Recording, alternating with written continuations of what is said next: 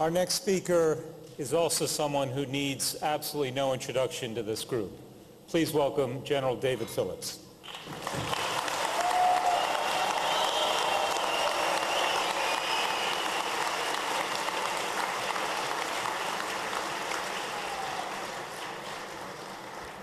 You gotta love, send a soldier to go after the congressman. That's always good.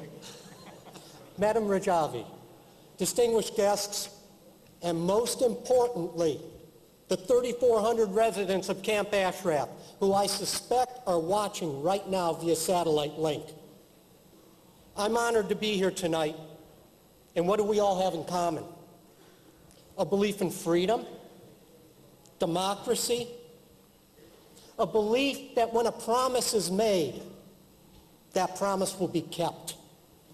We promise to protect the over 3,400 residents of Camp Ashraf when they turned in their arms in 2003. I was there, I witnessed it.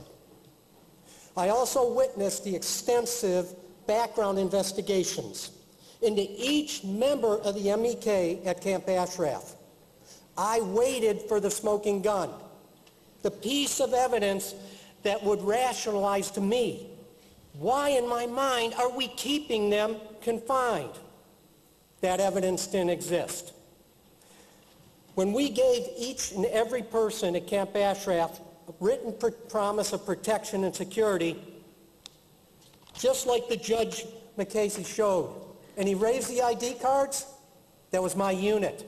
The patch on here is the 89th MP Brigade, and I commanded that unit when we issued over 3,400 ID cards showing the United States says you are a protected person, and by gosh, we're going to protect you.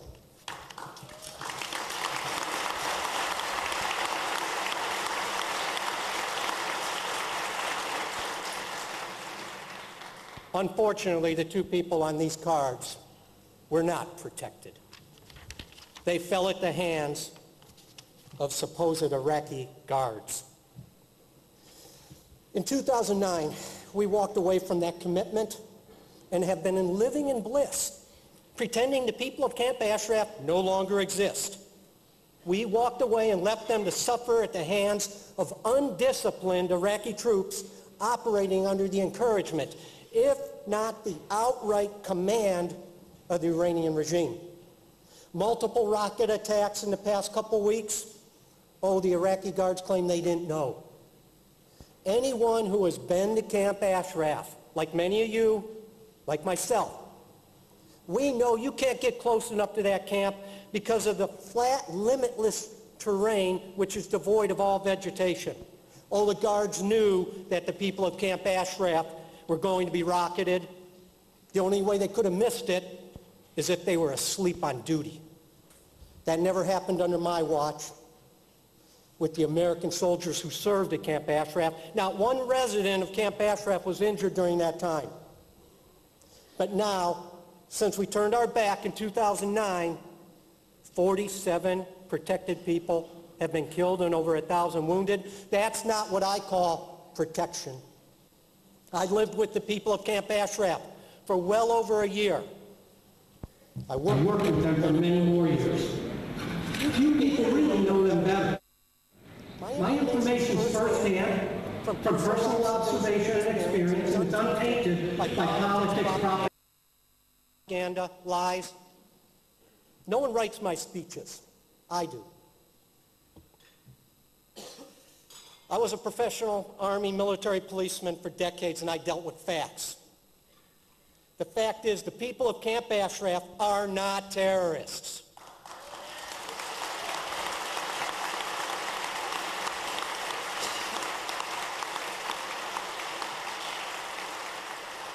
I've heard them referred to as a cult, brainwashed followers of a charismatic leader. That couldn't be further from the truth. Do you know who the people of Camp Ashraf are? They're doctors, lawyers, artists, writers, musicians. UCLA, Ohio State, Michigan State, Kent State, Florida State. I'm not referring to college football. I'm referring to the alma mater of a significant number of the people at Camp Ashraf. A third of them studied abroad. Another third were imprisoned under the Shah and then Khomeini. They do not come from the unemployed, disgruntled groups of people who have no cause. The people of Camp Ashraf have a cause. In fact, the highest cause. Freedom, democracy, tolerance, equality.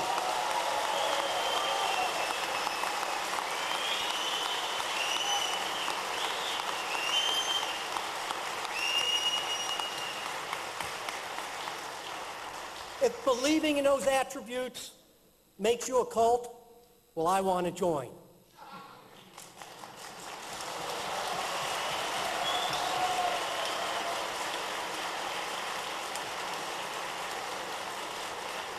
As for brainwashed, blind followers, have you ever tried to get a lawyer, a doctor, an artist, or a musician to blindly follow anything? Good luck. Now, as for the cult leader, Madame Rajavi. Yes, she is charismatic and caring and compassionate and hardworking and dedicated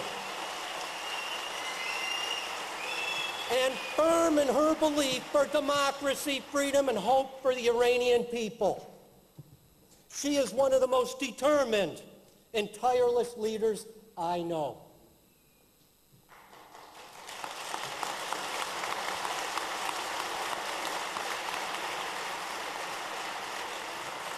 Now the al-Maliki regime, in complicity with the Mullah regime, wants to move the people of Camp Ashraf to Camp Liberty on the northeast side of the Baghdad International Airport complex. Camp Liberty, an interesting name for a soon-to-be prison. Regardless, I was there in 2003 when Camp Liberty was nothing more than fields of open reeds and date palms. I was there also when it was built into a small city for billeting soldiers. This past fall, when Camp Liberty was turned over to the Iraqi government, it was a fully functional, well-maintained installation capable of handling thousands of people. That is no longer the case. The living trailers, the dining facilities, the kitchens, the showers have all been looted. Little remains of the Camp Liberty that so many American soldiers remember. Now it no longer even meets minimum standards for habitation. The Iraqi government claims differently, but steadfastly refuses to allow any of us to see for ourselves. Well, my sources are also from inside the Iraqi government, and they have told me Camp Liberty was in fact looted, vandalized, pilfered, and destroyed. Well, if that's not so, al-Maliki, let's verify. I will personally fly to Baghdad and take a look and report back.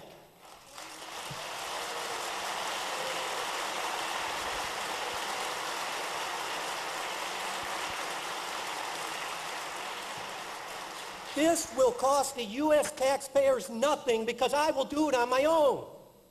President Obama, send me as a former general who is exceptionally familiar with Camp Liberty and knows what it takes to house and billet thousands of people.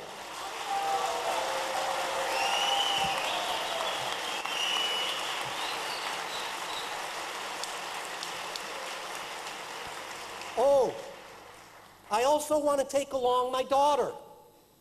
Her experience formerly working in the Office of Secretary of Defense would be instrumental in ensuring the safety and security of the over 1,000 women at Camp Ashraf.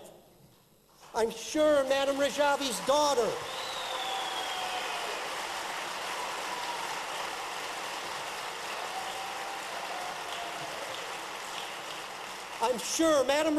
daughter along with the daughters of so many others, now under siege at Camp Ashraf, would appreciate seeing another young woman who believes so strongly in equality and equal rights. Yes, I would trust the safety of my own daughter with the supposed female MEK terrorists so much more so than I would trust them with the supposed guards outside the gates.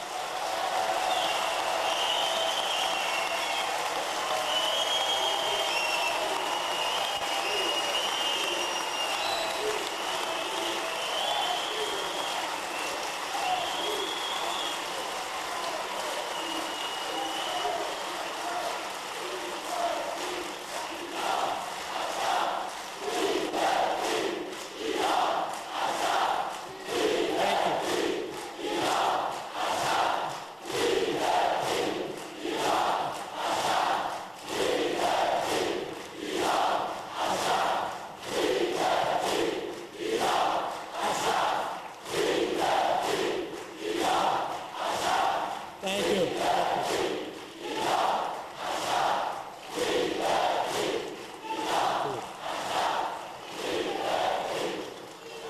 You've heard me say this before. I tried to find people being held against their will at Camp Ashraf. I could not. I tried to find torture at Camp Ashraf. I could not. There was no one being held against their will, no torture, unless you considered a sadistic treatment by the Iraqi guards who are supposedly providing the protection and security for the people that are there. I think the terrorists are outside of the gates of Ashraf, not inside.